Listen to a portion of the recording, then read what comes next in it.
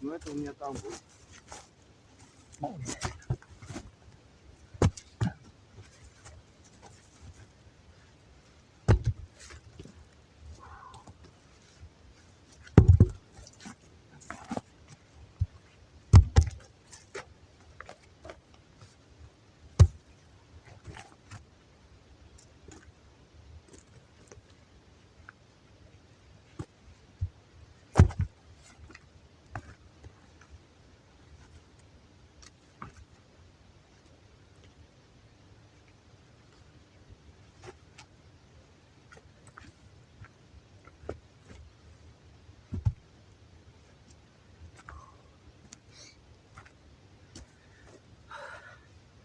Это мое место. У меня всегда вот эти вот поленья лежали так. Ох, и тяжелые они. Все сырое, все заледенело. Я сюда шел, дождик моросил. И сегодня я хочу разжечь костер. Вот моя цель.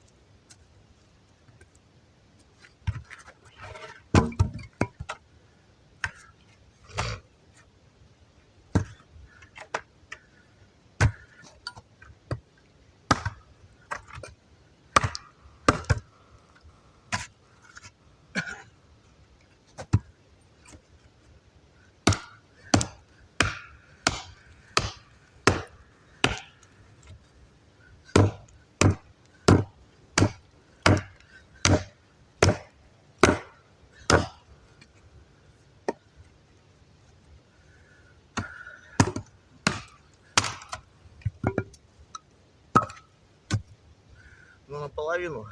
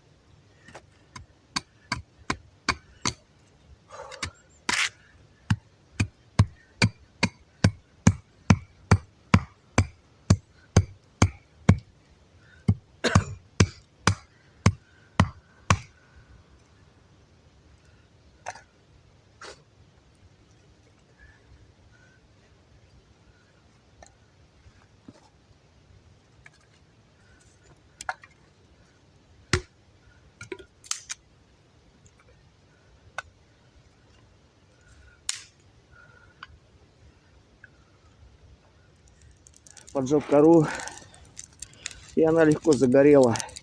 Хотя сама такая вся сырая. ни о чем. Бывает видео, когда кто-то доказывает, что кора горит только свежая. Она горит в любом случае. Это я так говорю.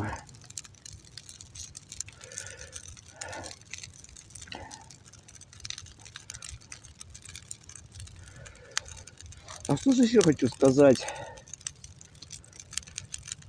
Я главное не сказал. Канал Лесная Лунь приветствует вас. Сразу скажу, чтобы было хорошее настроение, чтобы ушло все уныние, чтобы было такое чувство благодати всегда.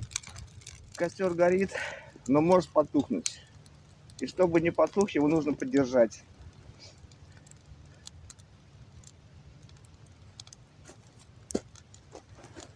Ну хотя бы помельче дровишки настругать, что ли. Топор стоит. Больше ничего не надо.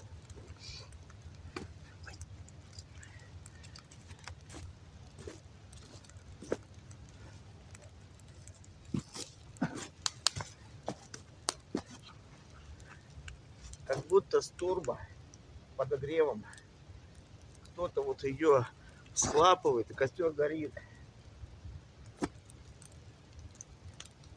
Все дрова, как сказать, сверху подо льдом, а снизу они сухие, дойдет смоле.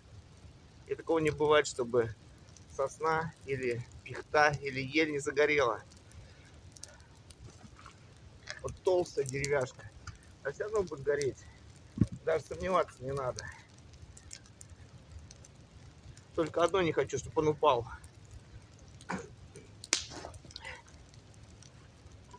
Где же он у меня?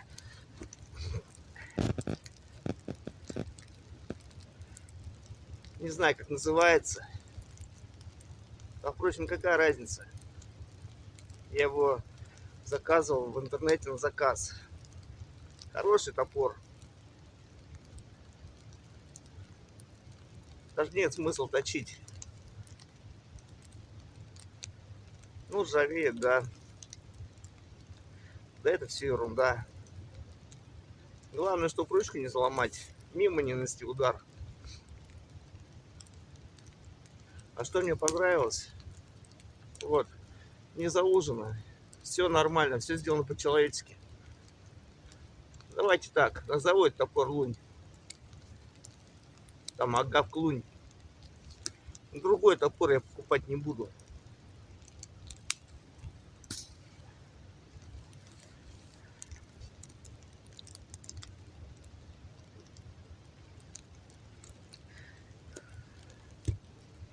А вот дрова лежат.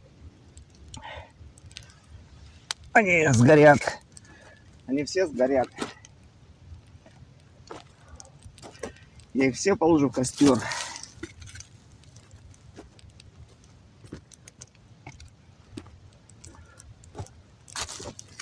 Ой, вон они.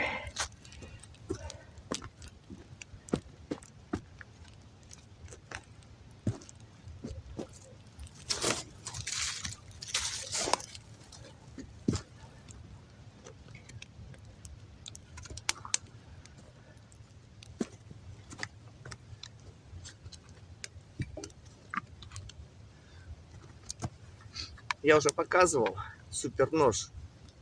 Ого, как боевой. Скажу честно, нож нравится больше, чем сам нож.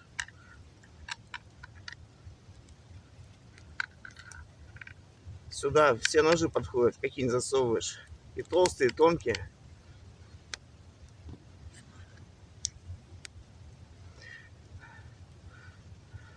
А что подкупает? Что вот гарда резиновая, или как она, из пластика. И ручка не скользит. И пускай он будет тоненький обух, все равно буду брать его в лес. Вот. А точнее, буду ходить в лес с двумя ножами. Он будет как вспомогательный.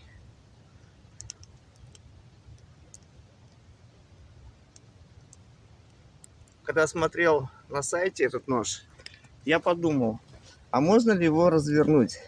Ну вот здесь так сделано, так как будто под отвертку. Попробовал, не получилось. Была мысль, а не купить ли лезвие другое?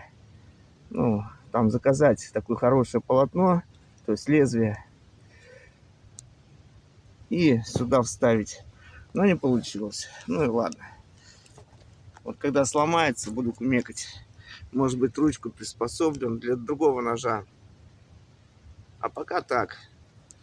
В интернете показывают, им и рубят, и строгают, и батонят. Но мне это не надо. Лук порежьте, все. Хлеб нарежьте, ладно. Мясо тоже нарежь, наверное. Вот чудо. Что только не придумают. Вот у меня с собой 2 зажигалки, а может даже 3, потому что вроде бы еще где-то лежит в каком-то кармане. Не знаю. В рюкзаке еще у меня спички есть. На всякий случай. Мало ли что. Так что теперь так. Я не беру одну зажигалку в лес. И вряд ли я замерзну. Я все равно выживу. А мороз-то только будет. Только руки мне, чтобы не замерзли.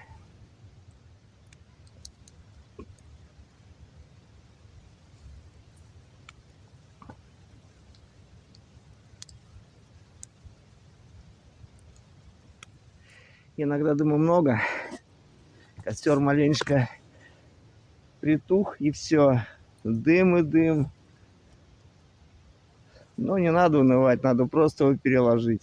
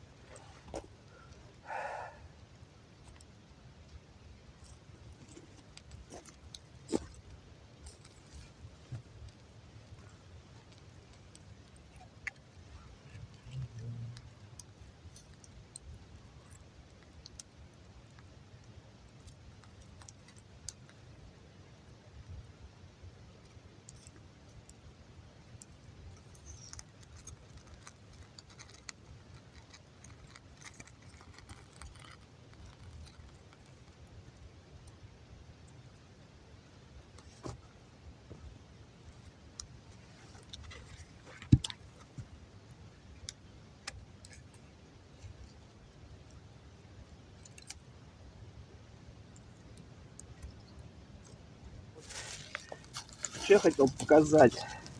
Сейчас полез. У меня вот свечка лежит. Я ее могу немножко отсечь, подброшу. Она как будет гореть.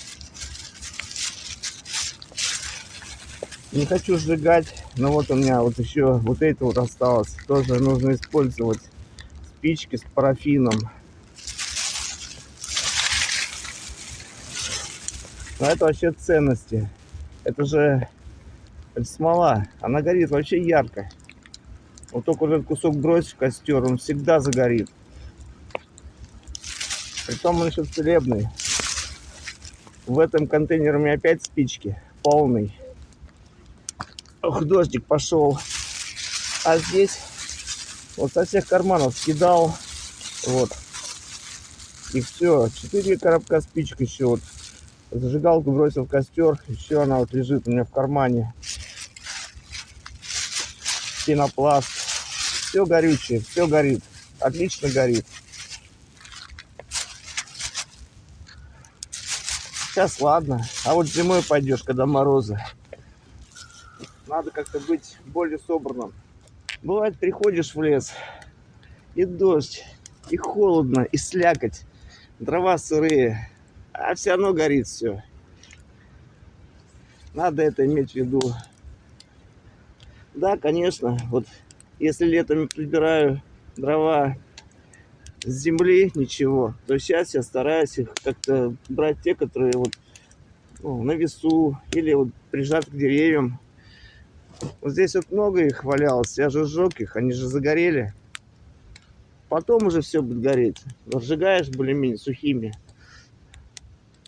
Ах, посмотрите, как красиво горит. Костер греет душу. Душа радуется, душа счастливая.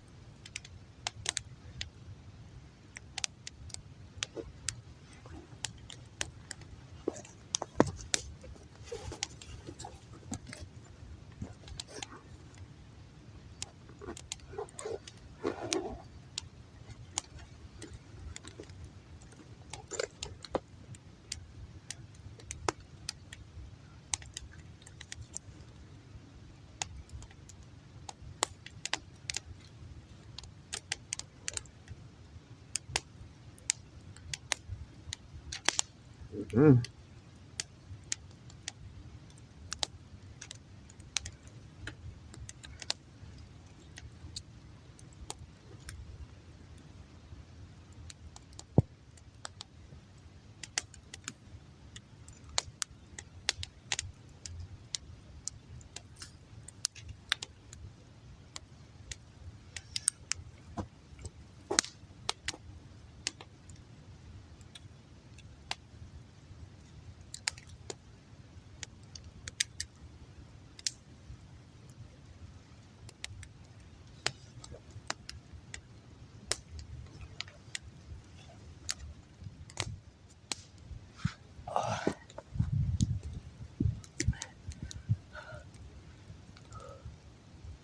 Бывает, костер зажгешь, а дождь такой пойдет, что и думаешь, все, костер зальет, а не, его не заливает. Повернешься задом, зад просушился, перед мокрый. Развернешься, перед мокрый, зад опять сырой. И вот так крутится около костра. И все хорошо. Ну, думаешь, если костер погаснет, то все, мокрым будешь. Идешь дальше, допустим, костер затух, прошел 2-3 километра, опять ноги сырые, весь промок, собираешь костер, опять сушишься. И вот так вот несколько раз.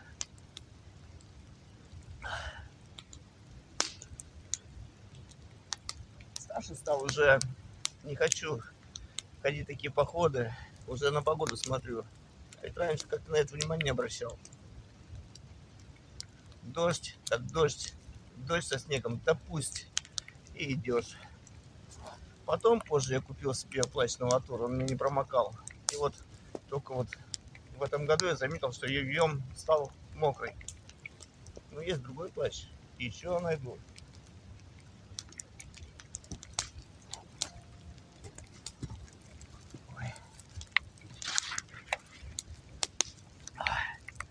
Что-то надо новое приобрести, что-то надо выбросить.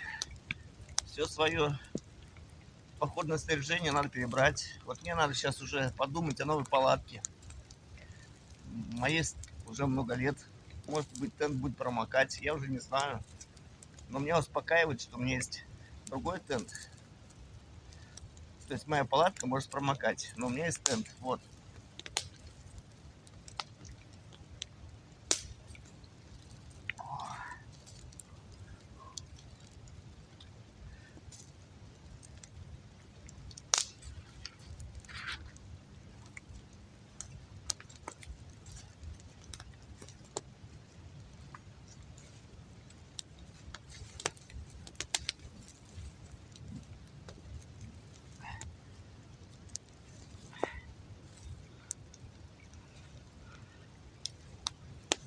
Старые тряпки тоже можно для розжига костра использовать. Горят, не знаю как.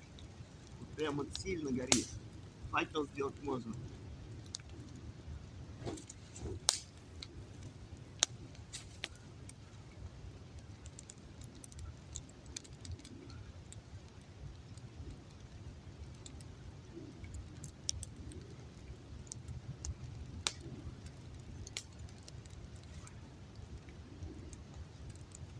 Сколько я взял с собой разной посуды.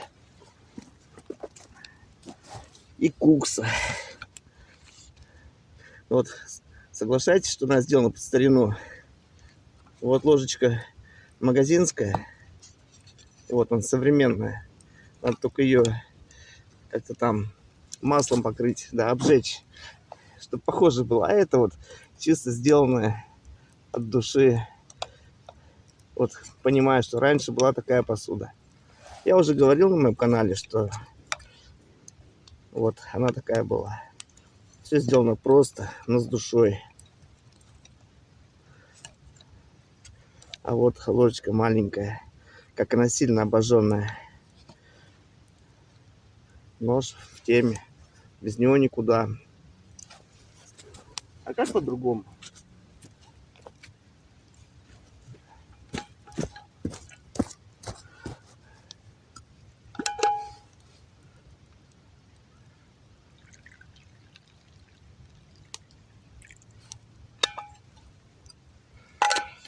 Я ж не просто в лес пришел. Взял с собой хлеба и луку. И колбаска у меня есть. Да консервная банка еще лежит. Вот смысл-то покушать. Для чего я посуду-то взял?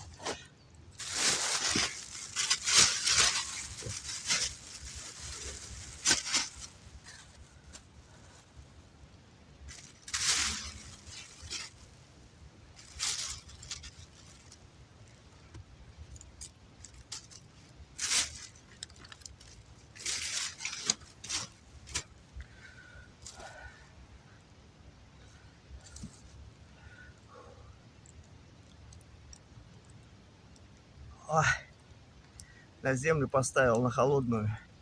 Если бы это была кружка другая, остыл бы мой чай. А в куксе деревянный чай не остывает. Он как-то более-менее такой теплый.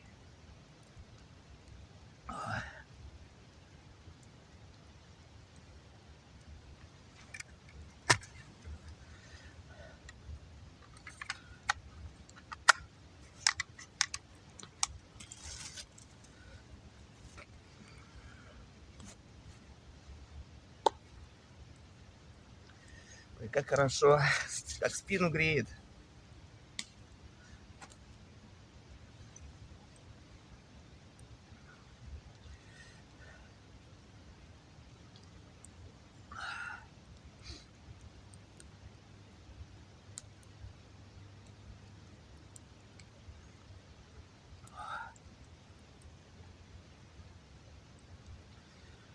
Вот, наверное, это и есть начало. Теперь, как увижу что-то деревянное, обязательно буду покупать. А до этого, пока мне Миха Смирил не сделал подарок, я даже не думал о деревянной посуде. Просто помню, что у бабушки такая, все такое было деревянное, резное. Ну, кухня такая была. Сейчас только в музей подойти, в музей пройти такой, ну, как-то сервант посмотреть. Именно такое все было. И вот у нее была деревянная посуда. А мы в современном мире все железное в рот толкаем. Как-то вроде бы неправильно. Все должно быть как-то правильно. Вот деревянная чашка, деревянная посуда. Все должно быть естественно. А потом удивляемся, почему зубы болят.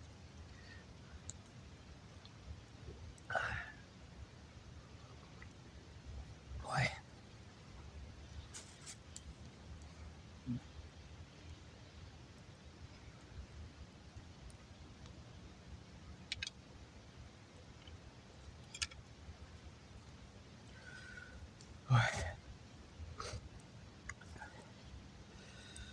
Ох, да что такое?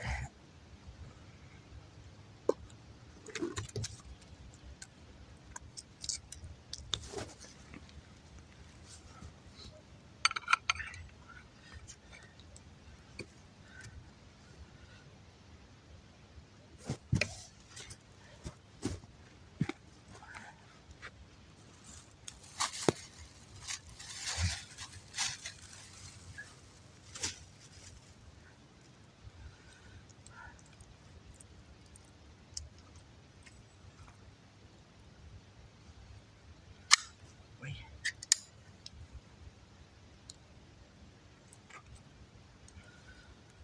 Ох, как я люблю рыбу. В любом виде. И в жареном, и в пареном, и в консервах. Больше, чем мясо.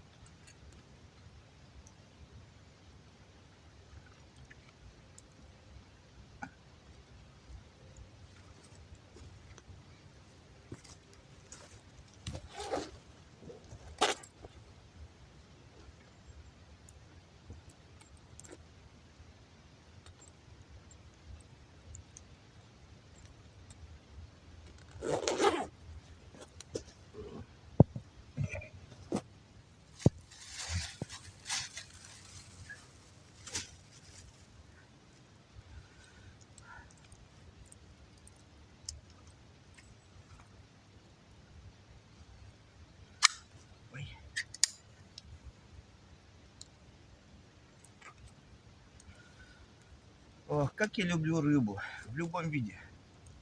И в жареном, и в пареном, и в консервах. Больше, чем мясо.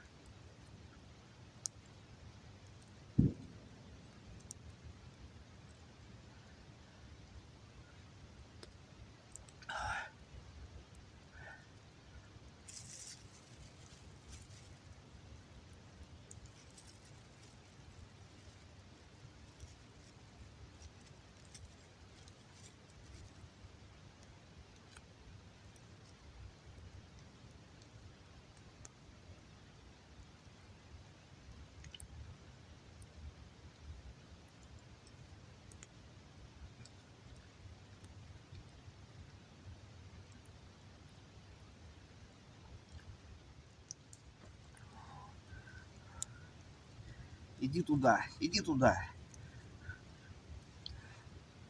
На ту сторону, дыми. А то стираться мне придется из тебя.